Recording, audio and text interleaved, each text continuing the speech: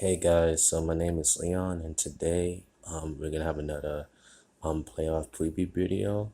This time it's gonna be the Miami Heat versus the Milwaukee Bucks for the 2020 playoff series. This is another second round playoff preview. With that being said, let's just get right into the video. So I'll start off by talking about Milwaukee. Their record is 56-17. They're the number one seed in the East Conference. They had the best record in the East. And right now, they just defeated the Orlando Magics last night on August the 29th, I think. Yep, August 29th. So where you see their starting lineup is basically going to be the backcourt of Eric Bledsoe's, Wesley Matthews, Giannis, and Chris Middleton at the forwards with Brook Lopez at the center. As for the bench is actually pretty deep. They've been going with a six-person bench. So in total, they've been playing 11 players each game. So the sixth man you can say is probably either George Hill or Pat McConnor. George Hill is a backup point guard for them. You know, he's a veteran. He's had a lot of experience in the league. He's decent size for a point guard, 6'3". He can shoot very well. Pat McConnell, like I mentioned before, former Portland Trailblazer, it's a good size for a wing. He can, do a lot of things decently. So when you put him in the game, it's not like you're at a complete minus. Also, they have Dante DiVincenzo, I think that's how you say his name. They have him. They also plays guys like Marvin Williams, and then I think their no, not the fifth guy, but the 10th guy technically is Kyle Korver because he played in every playoff game. And then, like I said before, Milwaukee's been going with a six-person bench. So in the beginning of the series, it was Robin Lopez, who's Brook Lopez's twin brother, has been getting some of the backup center, backup big man minutes. But recently, he's been out of rotation, and Urson Ilyasova has been back in rotation for more shooting from the big man spots. So and I think it's interesting Milwaukee's going with six guys off the bench and playing 11, 12 players because normally I think the optimal number you want to play is 10 players. But to each their own, I think it's good that they're playing 11 players total.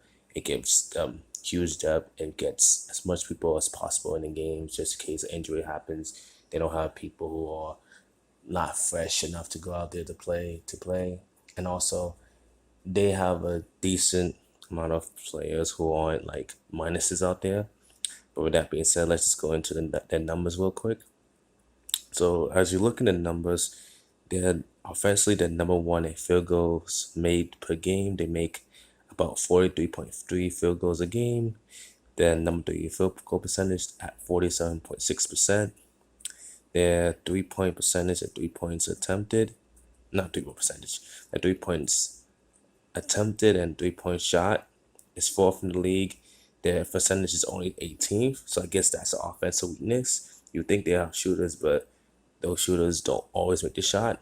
But but the biggest strength is their 2 points. So as I noticed, their field goals made per game is a higher than 43.3 field goals made per game. They made a total of 3160 field goals in the season.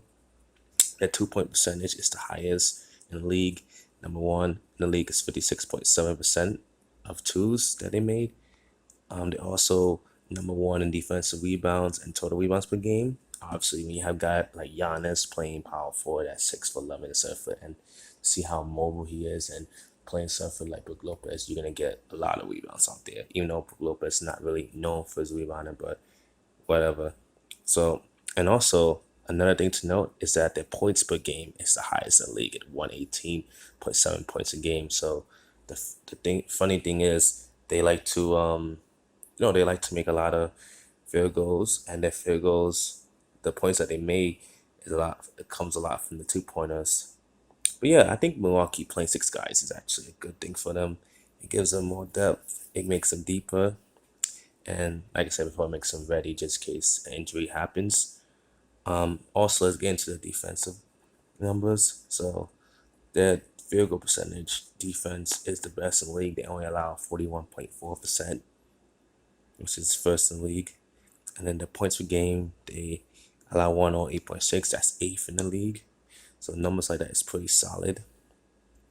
You could say they do a lot of defensive rebounding, and that's the only thing bad with the defense. And the three throw percentage, I guess they send people to the line a lot, or the people who all go into line make a lot of their three throw percentage. But other than that, Milwaukee's a good solid team, and no wonder they have the best record East.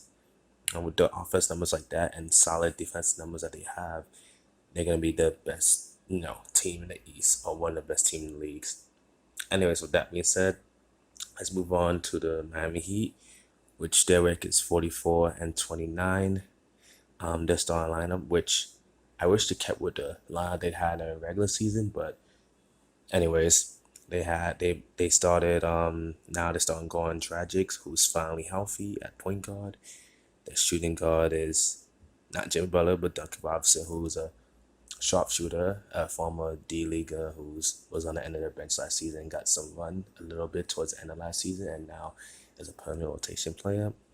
Small forward Jimmy Butler, he's great. Power forward, which to me, I rather have Bam play power forward for them, but he's playing center. But their power forward now is Jay Crowder, who's a good, solid role player who started his career in Dallas, was part of the Rondo deal, spent a few years in Boston, was part of the Kyrie, Isaiah Thomas deal, spent some time in Cleveland, Utah, etc., etc.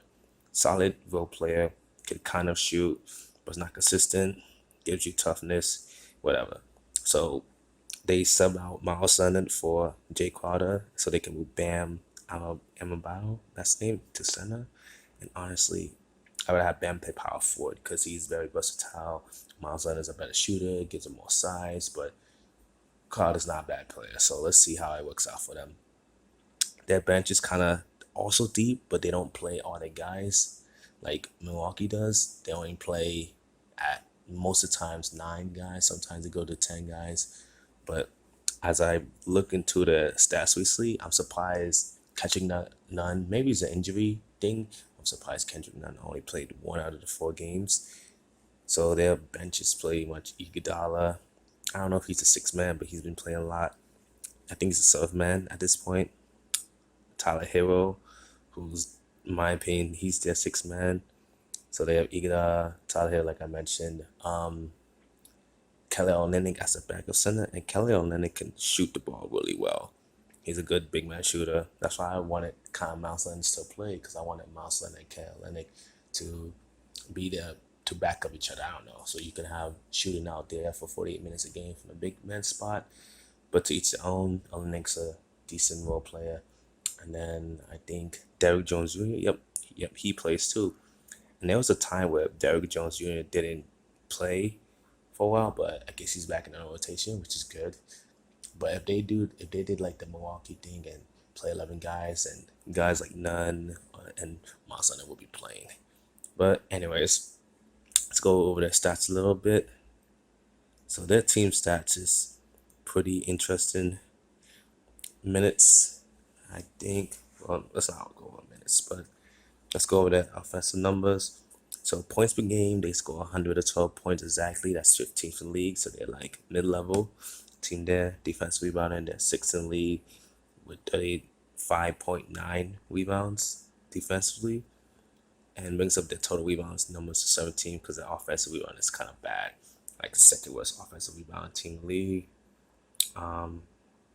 Their 3-point percentage is actually pretty good. At second in the league, they make 37.9% from 3. Okay. And the 3 points that they make of games, 13.4. They attempt 35.4 points. Not 4 points, 35.4 3-pointers a game, which is ninth. The 3 points, I guess, made is 6th in the league. So, I mean, it's pretty solid numbers offensively. But the fact they're only mid-level, the mid team in the league, is just the 2-pointers. The 2-pointers are really bad. The 2-point percentage is 8th in the league, but a 2-pointer shot and 2-pointers attempted is terrible. It's like 28th, 29th, respectively. But anyways, let's go to the defensive numbers. So the defensive field goals, they're pretty good defensively. They're 3rd in the league with 38.8, and that's why, like I said before, I'd rather them keep Miles Leonard in the lineup, because Miles Leonard was in the lineup for Jay Crowder before the bubble happened, basically. And having like that extra big guy for rim protection is pretty good. I'm not saying Miles Leonard is a rim protector, but having Miles Leonard in there frees Bam to do more of crazy things defensively. But now with Bam at center, you force him to play at the rim, and your Crowder's a good player, yes, but you're just a little small, and that's bigger risk for defensive lapses in my opinion. But I'm not saying Miles Leonard is a good defense player. I don't know. It's just I like Miami still, but yeah. But anyways, let's look at more of the defense numbers. They defensively they allow 109.1 points a game, which is 10th in the league. But the thing about Miami is they have a lot of good wing players on both ends. Jimmy Butler's a good two-way player. Guys like Doug Robinson and Tyler Hero, even though they're probably not great defensively immediately, they're at least trying. So they top out average. Who knows? Kendrick Nunn, same with Nunn and Dragic. At least this effort, and Eric Spoelstra has always been a good defensive mind. So that's something you gotta give him credit for. But anyways, my prediction for the series, I think this can go 6 games.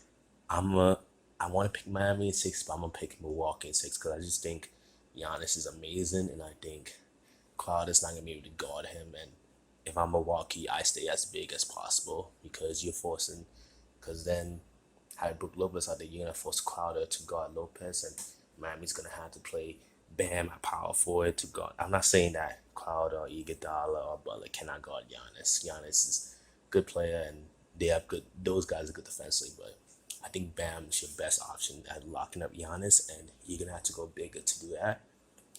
And honestly, I think Milwaukee has a good scheme, a good system, and Milwaukee has enough talent to overcome Miami. And like I know Miami is a great team. Maybe Miami can pull off the upset, but I'm picking Milwaukee 6. Anyways, I guess that's all for the video. Thank you guys for watching. Look out for more playoff previews for second round coming soon. And yep, adios.